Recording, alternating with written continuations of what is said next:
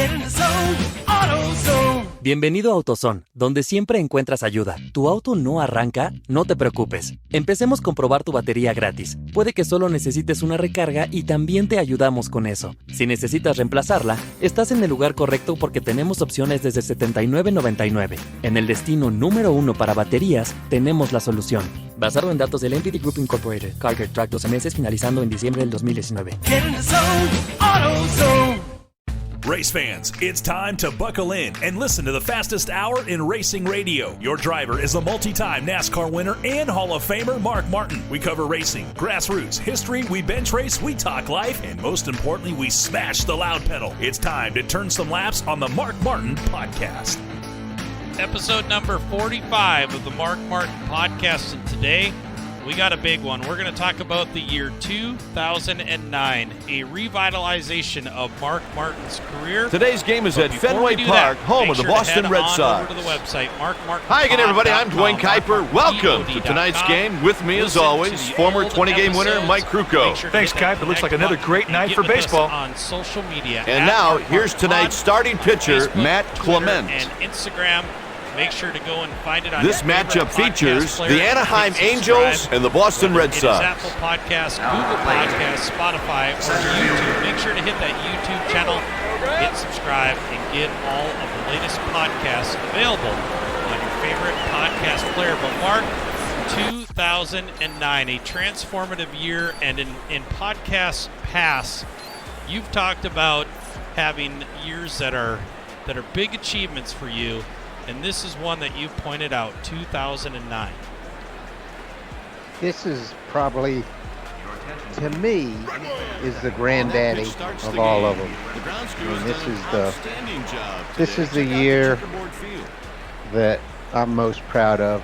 You know, we dreamed about getting one more win, which was the lure to finally hooked me into the Hendrick Motorsports thing, The corner, great pitch. and to run full time, which I didn't really want to do. And Hit strike one, he just keeps plowing away for the strike. but you know, I had been paying attention to Alan Gustafson, and I had especially after I decided that I would take the job. I listened to him on the scanner. I listened to him when he ran bush races with Kyle previously the year before. So Alan was on my radar screen, and I liked Alan's style. He was really a smart guy, and Alan really was excited to have me drive his car, and as we covered in the previous podcast that covered 2008, you know, I told you about the car that he built for the test and how it wasn't exactly completely fair to Casey Mears, because I feel like the cars that they built for me were a new generation of Hendrick Motorsports cars, and I think Alan's cars that he built me inspired the other guys at Hendrick Motorsports to step up their game as well. And that test at Charlotte really got everybody's attention, and that was back in October. So anyway, we go to Daytona for the Daytona 500, and set on the outside pole. There's a man in score position now. So on that play, that was pretty incredible. I wasn't really used to going to Daytona and having a fast qualifying car. I was used to having the middle of the pack speed kind of car that we worked hard on making it handle. And so this was kind of new to me and really exciting. But I could just remember the energy that I felt from the race team. And you've heard me talk about that before, but there was just so much energy in this team. They were so excited to have me driving their car. And every time I would go to the shop, I'd come home and Arlene would say, man, you know, you're just smiling You know, every time you go to the shop, you come back, you got this huge smile on your face, and I'm like, Arlene, it's like going to NASA, man. It's just like nothing I'd ever been a part of. The quality of people and the professionalism and the team of guys, especially the road crew that I got to spend time with, were just so much fun. They were really serious, but they were fun at the same time. And you know, we just had a good time. And our truck driver, Dean, his nickname was Squirrel. He was so much fun. Golly, I love him. I still love him to death. We stay in contact. What a super cool guy he was, and he was the biggest Mark Martin fan you could ever ask for. And exactly what you saw right there. you know, just everybody that worked on the car. Josh did all the interior stuff, and that car was always like a glove, man. I mean, we worked to get that seat to just right for me. See, I wasn't really comfortable with making a change. I'd been in Butler seats ever since the Earnhardt crash and the safety stuff came along. I'd been doing Butler seats, and I was really comfortable in my seats and didn't want to change, but Rick, you know, did the carbon fiber seats for everyone, his guys and everyone else that wanted to run them. And I just felt like it would be a slap in the face of those guys if I put a Butler seat in a Hendrick race car. So as bad as I hated to do it, we tackled it. They had to build a special seat. I mean, they use I don't know what you call it, but they use a outer part, carbon fiber part, and then they put a garbage bag in it, and they pour it full of this stuff that hardens while you sit in it, so it feels all around your body, and that's called an insert. And they couldn't do one. They couldn't make me fit in an existing outer part. They had to build a smaller one, which they wound up using for Kelly Byers and Danica Patrick and a few other little people that came along, but they didn't have anything small enough for me, so they had to go through the whole act of building a mold to build a carbon thing for. But long story short, we worked and we got that thing comfortable, and Josh always did a great job. Just always felt like slipping into your recliner at home every time I climbed in that thing. We got to Daytona and we're fast. I don't really remember what the circumstances were in the race. We were not a contender to win. We finished 16th. But, you know, it could be worse, for sure.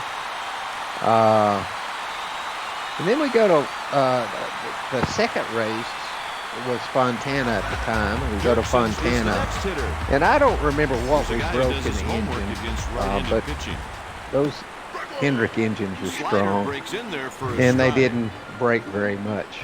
So we thought, that's unusual. We got 40th place, and so you know, stuff happens, you know. So then we go to Vegas, qualified 8th, and we're running real well at Vegas. And since I'd been driving for Jack for a long time, and we'd always struggled with fuel mileage, we always rode around on caution in fourth gear and just let the engine just chug, just you know, just to save fuel rather than run around in second gear with higher RPM or burn a little bit more fuel. So I'd already been in a fuel saving mode for years, trying to just equal the guys around me. And the Hendrick guys hadn't been doing that, hadn't been lugging the engine around like that on caution. And so we blew up there too, and it was bearings. It was lack of oiling, and they figured out that they were going to have to increase the oiling. So we finished 40th there too. So we come out of the gate with a 16th and 2 40ths. So things aren't looking too good in the points, but we're fast. And we go, then the next race is Atlanta. And I remember right now, as I'm telling you, the qualifying, I remember standing. Well, I'll remember the lap, first of all, which was spectacular. And it was a pole. And coming off of 4, I mean, it took my breath away. And I was, it was nighttime, too. It was nighttime qualifying. And after you qualified, you pulled in behind the pit wall and parked and waited for all the qualifying to be over with. And I remember standing back there, just the camaraderie of the team and how they felt like such badasses and how fun it was. It was incredibly fun. And a strike. It was so good to be around a team that was that excited. Throws him a curveball and goes in for a strike. We had trouble in the race. So we had a flat left rear tire or something. Something happened. I think we got in a wreck or something down in turn 1 and 2. Whatever it was disappointing, and we're 31st. So, after 2 innings, the score man, is 1-0. we just sucked points wise. I mean, we're running good, but we're buried in deep trouble. And the next race is Bristol, and we go sit on the pole at Bristol Gets too. The call for a strike. And finally start reeling off some finishes. We finished 6th at Bristol. Off the end of the bat. And we went to Martinsville and finished 7th at Martinsville, which was a good run for me, a track that I hated. And then we went to Texas, and we ran 6th there. And then we went to Phoenix and hauled, but I mean, we were fast as hell in practice. Sat on the pole, and I remember how exciting it was to sit on the pole and walk out of the garage area that night and see that car number 5 at the top of the lighted scoreboard. And we were really strong in the race as well. And it was one of those things where I was used to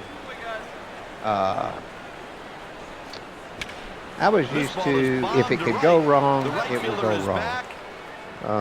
You know, I was just not used to things going my way. And sure enough, we got this thing in the bag, and they have a caution right at the end of the race.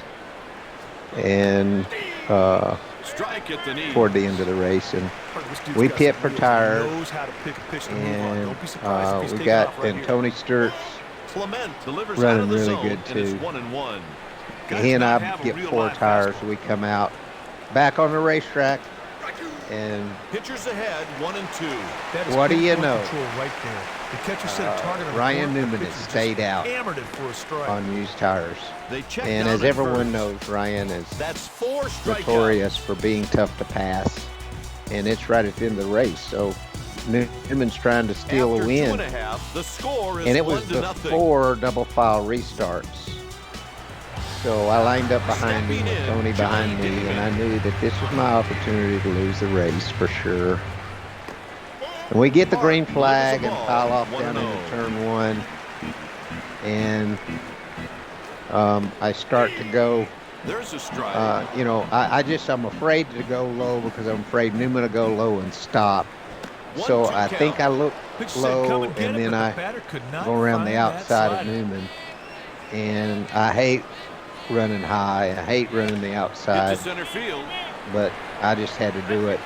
And when I did, Newman got loose, wiggled, and thank God I got by him quick enough that he didn't wash up and get into me. And so I bust off a turn 2 with the lead and Tony still in second, so I'm in good shape now. Just have to run the thing out and win the race. And I don't know that I can describe to you what that win meant, but if you've listened to every one of these podcasts, you understand that I've been worried since, actually, but terribly worried since 2001 that I wouldn't win another race. And although we did, win the 600 in 2002 and we won in 04 and 05, I think, it wasn't big wins. It wasn't like tons of wins. It was one here, one sprinkle there. And I just didn't. I was 50 years old, guys. 50. And it was. I was convinced it was getting harder for me to get these results, and it was just such an overwhelming win and such incredible emotion. I went to victory lane. Those guys were so excited. We were having so much fun. And all these people that were my heroes came to victory lane, took the time to come to victory lane. I can't name them all. Mike Hilton, Tony Stewart, Jimmy Johnson, Jeff Gordon, Jeff Burton, Greg Biffle, Jack Rouse. I mean, it was unbelievable. I don't know that I'll ever. Well, I'm sure I won't. I'll never experience again in this lifetime the overwhelming love and feeling of euphoria. I mean, it's just unbelievable. I can't tell you what that meant. Talked to Rick Hendrick on the phone. Don't think he was there. I don't believe Rick was there. I think I talked to him on the phone. I can't remember for sure. If ever they're going to steal a bag, it's right now. But it was it was incredible. So now we're winners. So the next week we go to Talladega. Fast car again, qualified 7th. I think we're getting a wreck right the first. I must have been right at the very first of the race. Because we finished 43rd, dead last. So with the 31st and the 40th and the other 40th that I've had already this year, we ain't even got a sniff of any kind of points standings. But then we go to Richmond and run good, qualify 7th and finish 5th. Nice pitch there to get the fly ball. Nice work. And then we go to Darlington. Carl's Jr. presents the prime rib and cheddar Angus stick burger. You didn't know you were craving tender prime rib on charbroiled Angus beef with melted cheddar sauce, but now you do. The new prime rib and cheddar Angus stick burger at Carl's Jr. Feed your happy. Available for limited time at participating restaurants. Price and participation may vary. Get in the zone, AutoZone. Bienvenido a AutoZone, donde siempre encuentras ayuda. ¿Tu auto no arranca? No te preocupes. Empecemos con probar tu batería gratis. Puede que solo necesites una recarga y también te ayudamos con eso. Si necesitas reemplazarla, estás en el lugar correcto porque tenemos opciones desde $79.99. En el destino número 1 para baterías, tenemos la solución. Basado en datos del Entity Group Incorporated, Carter Track 12 meses finalizando en diciembre del 2019. Get in the zone, AutoZone. And we're just pitiful. I mean, every time I go out on the racetrack, I remember Greg Biffle. It was like I was on used tires and he was on stickers every time, and we weren't. We would be, sometimes we'd go out on stickers and he'd be on used tires. He'd still just drop off and leave me. I mean, we were just terrible. It just did not run.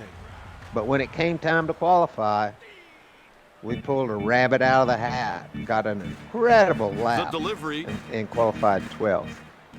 But we were junk. I'm talking about 0.3 to a half a second a lap off of everybody that was good. It's hit through the hole. It was just terrible. He's on And with a single. we The guy thought he could sneak that slider by him. I don't we think run that so. race along, and we spend a lot of time in the middle of the pack. He's breaking for second. And then Allen, the runner's he safe. pulls a rabbit out of the hat with some magic. That's what happens when you let a base runner And he take gets a big me the lead. That was lead no late in the contest. race. Easy bag. Like, I don't know, maybe 50 to go or something. Maybe less, somewhere in there. Mahomes He yanks gets the me the pitch to lead right. by not changing tires And he or puts it away for the out. some kind of strategy. I don't remember what it was. I think it was not changing tires because I think the track had been repaved and it was no longer needing new tires all the time Next up, like Mike it used to. Lowe. And so he got me the lead. And dude, when you put me in the lead with a decent Those car, guys that gotta fresh do some air ball on that marginally baby, deep, and they should score the run from third I wasn't going to give it up. And He checks Jimmy his Johnson swing. Kipe, even the made batter knew every he gotta go run with the he swing could there. at me. And he just absolutely couldn't. I mean, he couldn't even get near me. He couldn't get within, I don't know, 10 car lengths of me. He just Outside He for just a couldn't ball. do it. He's hitting Man, that thing would 265 sail with out 5 there at home the end of the runs race and with 36 runs with batted in. that fresh air, Got him clean for the air. out. So we won that race. And Miyagi this, up next. and so right after This batter that, isn't going to turn any heads with I- his I swing. called Takes Rick and I the said, pitch Rick, just let's off the plate, meet. I want to 1-0. talk to you. Sometimes you try to make the hitter chase you. And That's because exactly I what you saw decided, right there. you know, we're 11 races in, and I've won 3 poles in 2 races. And it's 1-2. I want some more of this. So 2 rather outs. than And that's the final do out of the inning with one man a limited left stranded. schedule with somebody With else's 5 car, innings left to play, probably would have the been score Finch's is car 3-0. since Finch and them had an arrangement. I probably would have had to do Finch's car in 2010 for my 24 races, which probably wouldn't have been In bad. the index But circle is their slugger. when you run 11 races and get 3 poles and 2 wins, you don't want life to change. You don't want, I mean, all I want is more of this. So He hits it over towards we second. made a deal. You know, Rick had always told me, he said, that, you know, he'd told me, I want you to stay here as long as you'll drive a race car. And he told me that over and over again. We want you Safe here. at We first. want you to, He beats it out you know, for an I infield want you in that single. 5 car. That was bang bang So, at first, and I think he just We beat it. made the deal to go for 2 more years, 2010 and 2011. And so we get on into the year, just a There's few a more line races down the road. And And turn 2. Michigan's coming up. But before we go to Michigan, we go to Road Atlanta After and we 4 and a half, test the at score Road is Atlanta 3-0. for Sonoma coming up. And these guys, The next batter is Johnny Damon. I had forgot to mention too that Chris A Heroy bit outside for a ball 1-0. Roy was our lead engineer, and Chris was really smart guy too. And Chris went on to be a crew chief at Ganassis. Yeah, Chris was a good dude, and he was Alan's right-hand man. He reaches with a leadoff single. And I want to give a lot of credit to Chris, Stepping in, because Chris was a smart 1-2, dude too. Lance Berkman Alan, makes a pickoff he's throw to insane. first. Insanely. I mean, he's on Rodney Childers' level. He does not get the Pitch taken respect for a that ball. he deserves He's batting in the 282 sport and the with 6 recognition long that he balls and deserves, 25 in my RBIs. opinion. Out of the zone. So we that's go a to the ball. Road Atlanta test. This dude What right I'm here is getting a at here great is we go to this contact test. hitter. And they may be thinking about hitting And and running right here. Toward the end of the test, they have the telemetry that will tell me what kind of fuel mileage I'm getting as I'm running, The count is live even at 2. time. And so I can see it'll figure, you know, the fuel mileage per lap or whatever, To right. and I can see what I'm doing. So we put on a set of tires and we go out, and he says, like, run, The Angels have someone warming up in the bullpen. let's say, I'm just going to use a number, run 2 laps or 5 laps Stepping in with as one home run. hard as you Miguel can, Cabrera.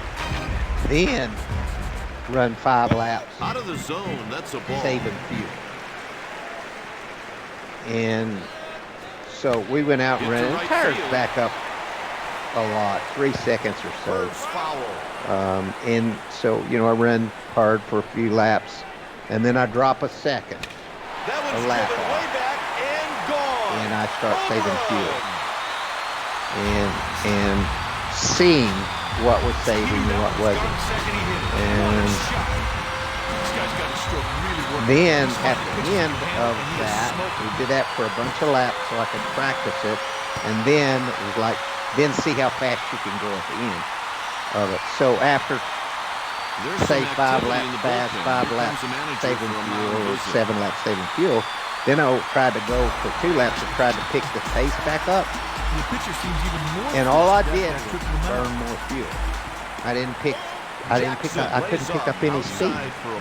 And it was wild because for the first time I'd learned how to save fuel. And here's the delivery. And yes, it costs things. For a ball. Sometimes you try to but it doesn't have to cost you as much speed as you think it does. It was crazy. It was a revelation. Killing me. And so right after that, we go to Michigan. And I've got everybody covered. I don't remember why we qualified 32nd. I don't remember why that was. But in the race, I got everybody covered. I mean, I know I've got the car to win. I'm leading the race. And the caution comes out, as it seems like it does at Michigan, with just a little too far to go to be able to make it on without stopping for fuel. So we come out of the pits, probably leading. I take off leading, and Alan's telling me we're short. We gotta save fuel. And so here come Biffle, and Biffle was short, and my teammate Jimmy Johnson was short too. But here they come, and I start saving fuel because I know that I have a history of running out of fuel and burning more fuel than everybody else. So I start saving fuel and saving it, and I know I've got to pull over and let them go, and I let them go and let them drive on. Watch them drive out there, way out there. Probably 1,000 feet, 800 feet, way out there, and I'm saving my fuel. Just got to make it. We just got to make it to the end. And those two are racing each other. And we come off of turn 4 for the white flag, and Jimmy pulls down to the apron and slows down. He's out of fuel. And I'm still going along there, saving fuel. Down the front straightaway, it seems like it's 10 miles long, and into turn 1, saving fuel.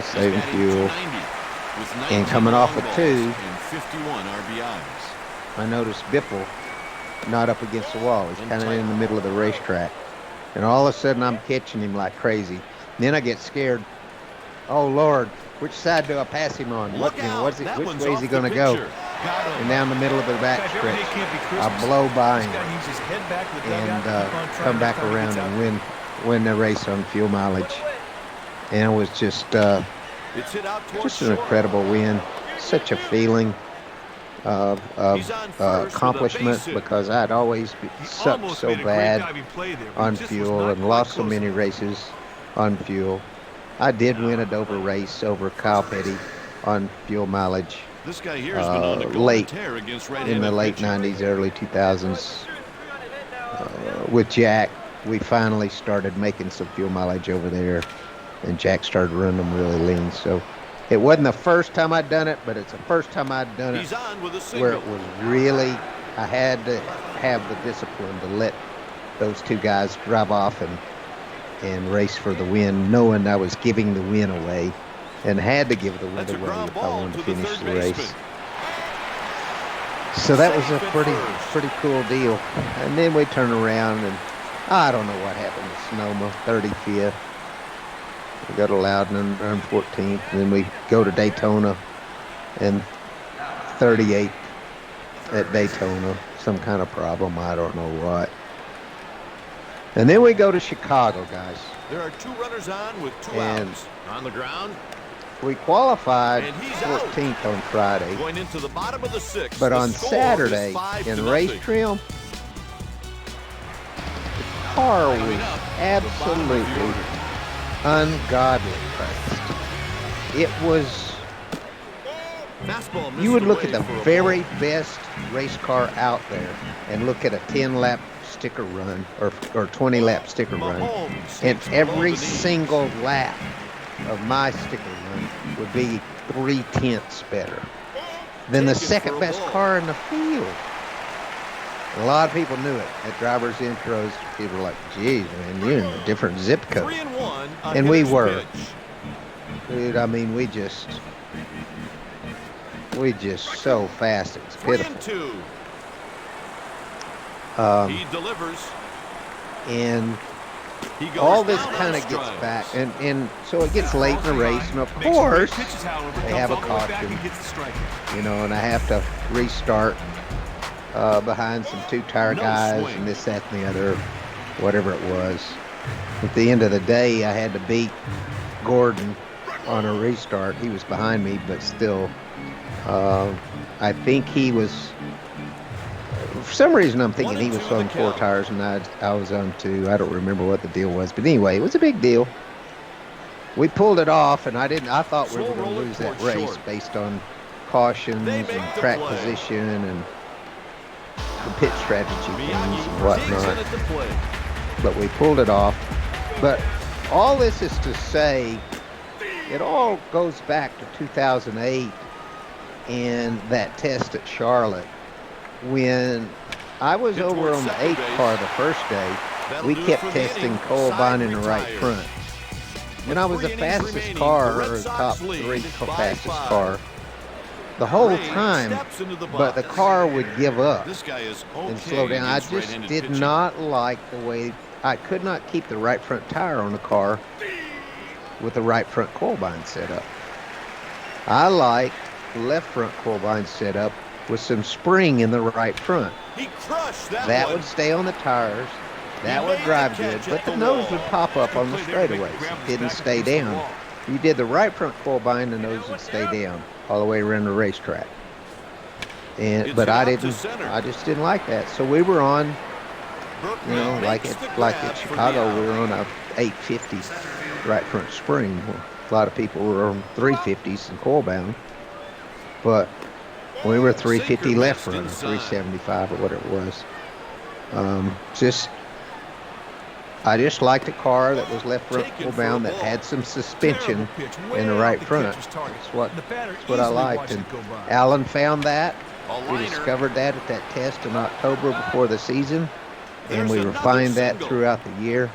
And that's the package that Alan gave me. But we go to Snowman, run 35th, 14th in Loudon, 38th at Daytona. That was all before Chicago. And then Chicago, man, holy cow, does that turn things around the way we whipped up on them at Chicago. And then we go to Indy. And I remember this qualifying as well. Going out and scaring the shit out of myself. And sitting on the pole. And it was badass. And dude, we had that race won. I mean, we had them beat. We were leading. Damon comes to the plate. But on the final restart, This guy loves to open the up final restart, Jimmy got on my outside going into turn 1 and just sucked me around. I mean, it pulled the back end out front of me. I just couldn't hold on to it. So he beat me off of turn 2 and got the lead. And I made a bunch of runs at him. I was faster than he was, but you know, it's hard as hell to pass. I wasn't enough faster to get the lead back. And it's a damn shame because we really, if that caution hadn't come out at the end of that race, we'd have won the Brickyard too. But a little disappointing, but it was awfully good to be running like that. And we go along there, and we go back to Bristol.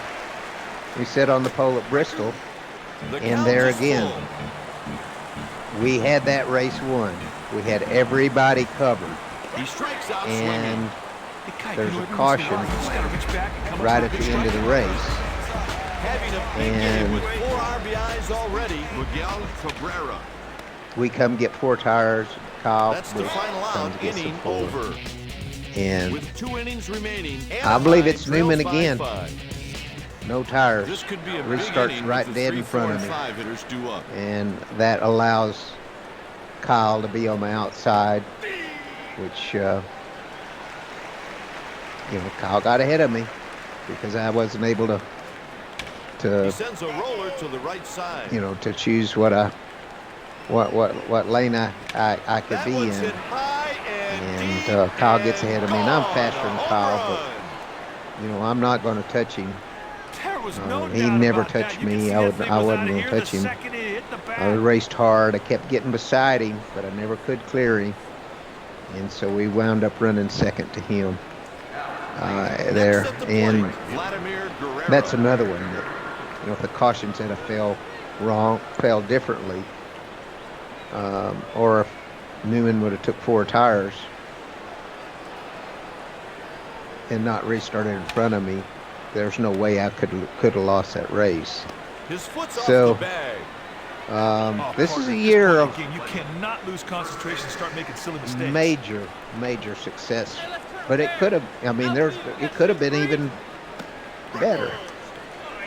And then we get on down. We have a couple of top 5s, and we get down Lower. It's to 1 to short. Richmond. And That's another man, we base need a good hit. run at Richmond. Good play to move that runner. And to we scoring sit on the position. pole, and we finish 4th, which just squeaks us into the. This is when they started the chase and started the reset. I believe it's the first year they did that, and it saved my ass because it put me in the The championship bullpen hunt is stirring, so he to just be able wants to come out and give the bullpen some more to time. get in that chase and have the reset. And so the next race after Pitcher really Richmond needs is to slow Loudon. down and refocus. We go to Seems Loudon like that and trip we to Mound are came just at the junk. right I time. think we are terrible. Just like Darlington, I feel The like Red we're Sox turn it over so to far the off pen. we can't even They're get a going to the whiff. pen. And Allen pulls some strategy call in the middle of the race, and it works. And somehow or another, it's got to do with pitting under the green. I don't remember what it was. Whatever it was he did got me the lead toward the latter part of the Swing race. and a miss on the And once changeup. I had the lead He swiped with 6 fresh air bases. on the car, clean air on the car, ain't nobody gonna get it. And we have down one swinging. hell of a restart 3 at the pitches, end 3 of the strikes. race. Doesn't get any easier than that part.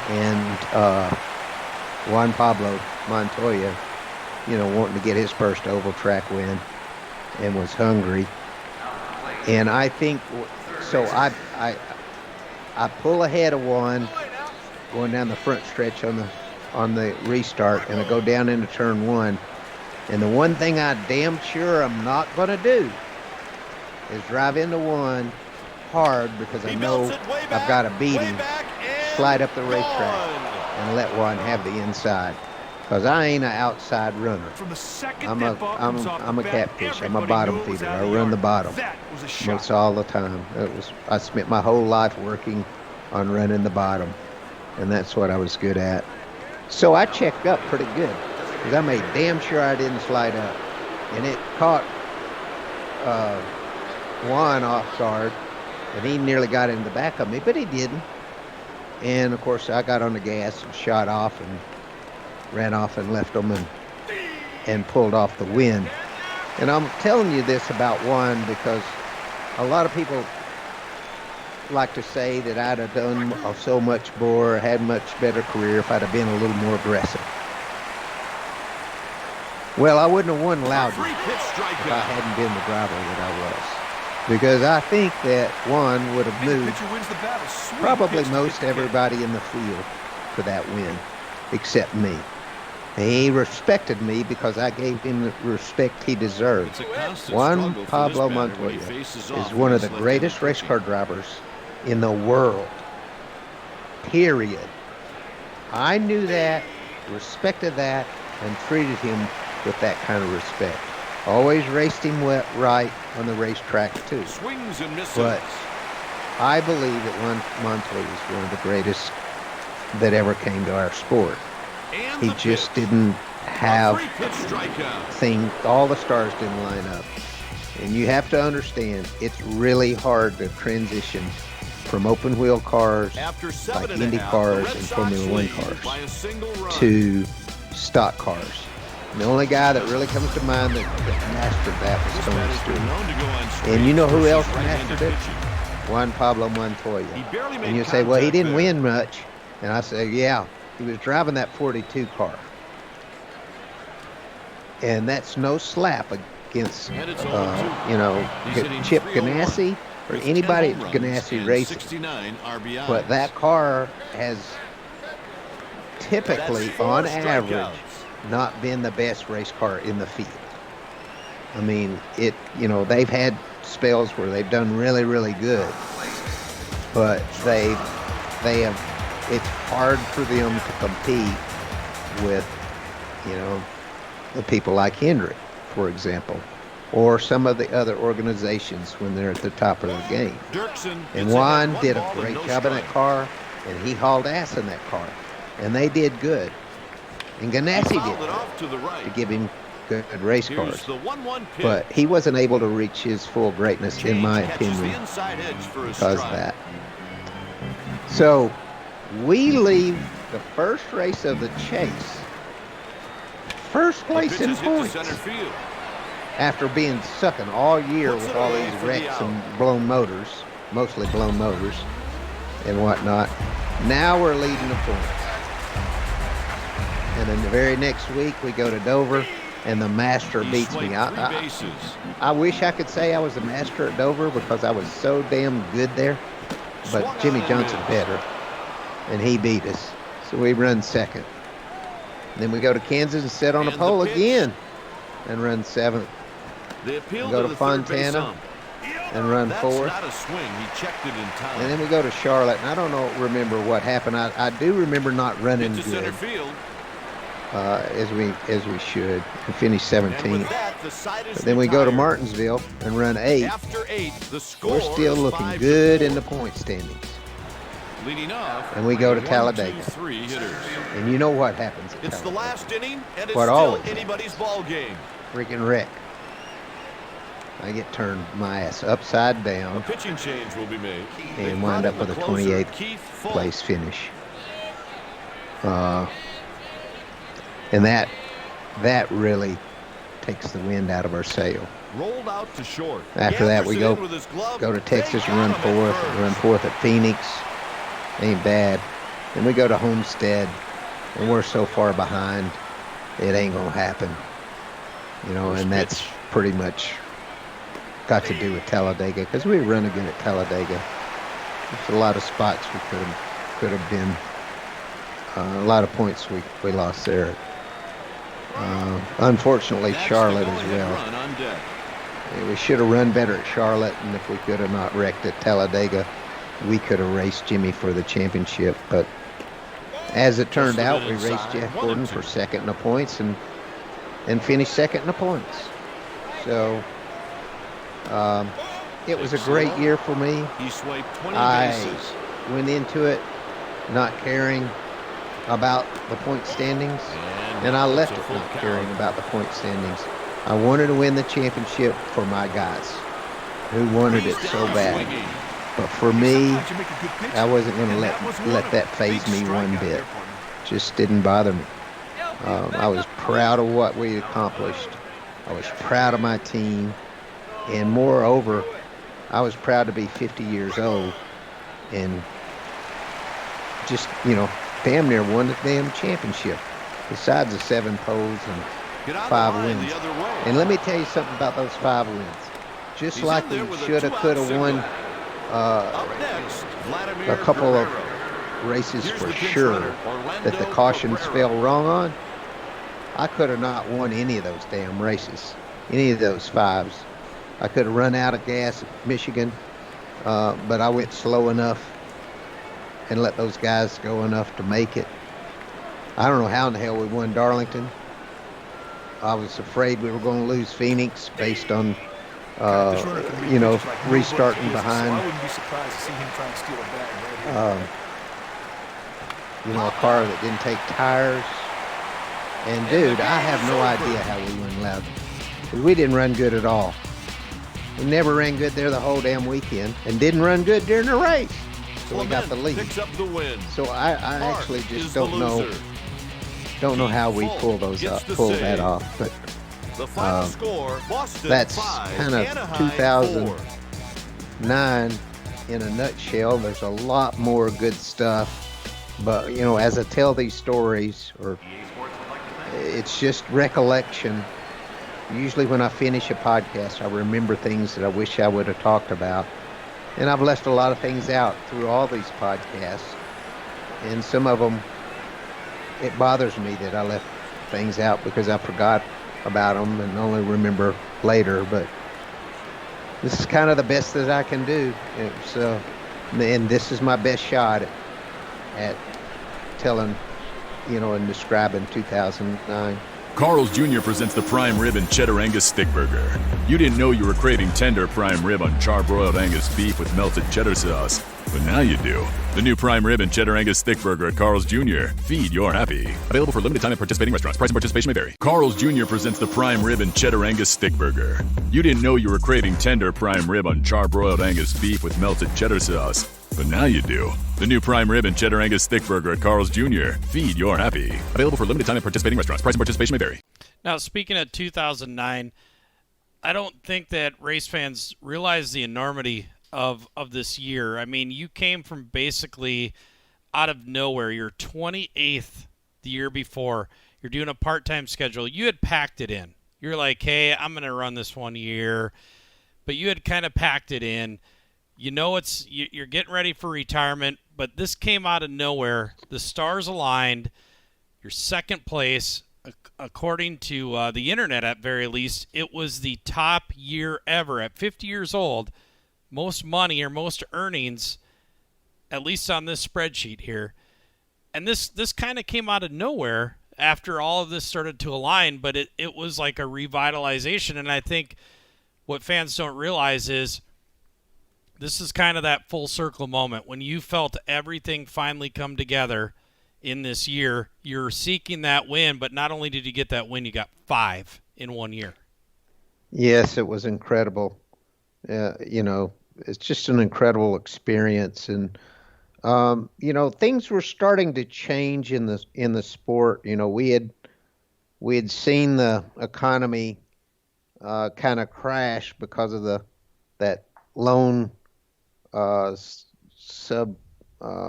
prime loans or whatever those things were that caused the housing crash and economy crash and everything. And things were starting to tighten up, and it was getting a little bit easier to get in and out of racetracks and to and from racetracks, and it was easier in 2009 for me than it was in 2005 or 6. 2005 or 6 were a real grind, and I wasn't enjoying myself because I wasn't performing on the racetrack, but it was also a major hassle, and I really wanted time with my family that I had never had. And this enabled me, 2009, and driving for Hendrick, and a lower amount.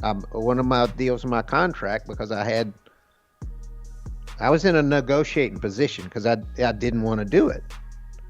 I didn't want to run full time. So one of the things was a limited amount of appearances. So I wasn't doing appearances every day or every week or whatever I was when I was at Roush.